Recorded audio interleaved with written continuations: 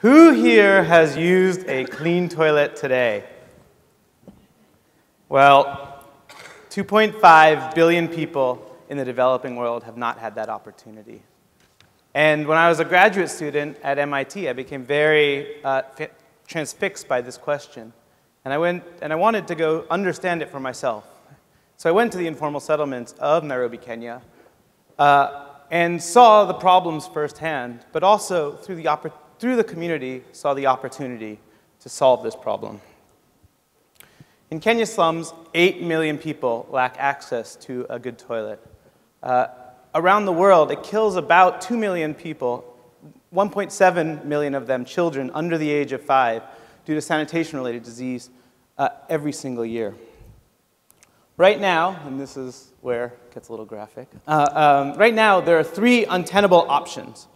One is to use large community blocks. Now, there's 2 problems with this. One is that they're quite expensive and become highly dependent on donors in order to set up.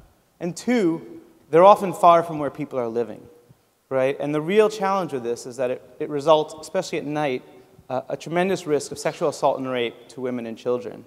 According to Amnesty International, women will not walk more than 100 meters at night to reach a toilet. We're finding it's actually more like 25 meters. Second, people use these pit latrines, no more than a hole in the ground with some shabby wall in order to provide some element of privacy. People are paying up to 6 cents per use for this unsanitary option. And then third, people resort to what are called flying toilets. Now, this is the practice of going to the bathroom in the privacy of your own home in a plastic bag and then chucking it into a public area when nobody's looking. While, of course, this is a free option, it runs a huge hygiene risk as well as undignified. But it's not just a question of where do you go, but where does the waste then go? And in Kenya's slums, 4 million tons of waste every single year are being dumped into rivers and waterways. They're being collected by people like these, which are often called frogmen or honeysuckers, who will jump into pit latrines and manually empty them using buckets. Again, obviously, there's a huge community public health risk as well as environmental damage.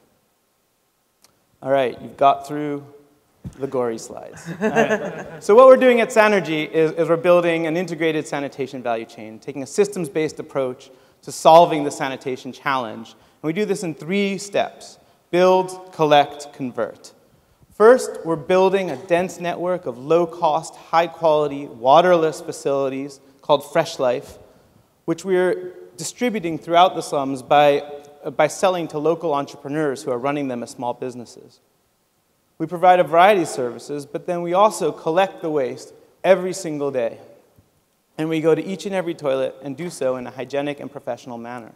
We take the waste out of the community to a centralized facility where we're aggregating the waste and converting it into useful byproducts, predominantly organic fertilizer, but we're also beginning to experiment with biogas. And for those who don't think that organic fertilizer from human waste is possible, in your neighboring city of Austin, Texas, Dillo dirt is sold at Home Depot, and that's exactly what it is. But it begins with this, Fresh Life toilet, and Mary here is one of our Fresh Life operators. It's a bright blue, bold toilet, and it transforms the sanitation experience in informal settlements. Imagine having someone greet you when you go to use the toilet. That's what Mary does. And inside the toilet, it's a very simple, clean structure. We even offer a tiled floor, which people say feels like a home, to give it a really aspirational experience. Beneath the toilet, we have a very simple waste cartridge system that enables us to easily remove and replace cartridges. And it's done by people like this. This here is Joseph. He's one of our Fresh Life frontline. As you can see, he's fully equipped to do a waste collection. He's got a uniform, he has gloves, he has masks, he has boots. We provide health insurance, he has inoculations. He's trained in sanitation or in hygiene promotion. And he goes to the toilets and is able to collect the waste in a professional manner. We also provide critical business support at the same time.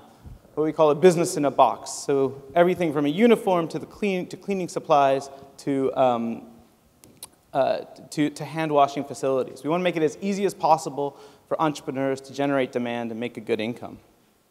We also provide marketing. So this here is just like Coca-Cola or Safaricom does, right? We have murals throughout the city promoting our brand. And we also provide real business support. So Florence here is one of our officers who's training 3 of our entrepreneurs about M-Shwari. It's one of the new savings and loans programs that's coming through as the next generation of M-Pesa products. And finally, we also provide finance, access to finance. So you can go onto the Kiva website, the online microlending platform, and be able to support our entrepreneurs with loans. And the result, they're making very steady incomes by charging a nominal usage fee. In fact, right now, the entrepreneurs are making about $1,000 a year in profit just by having 50 users per day.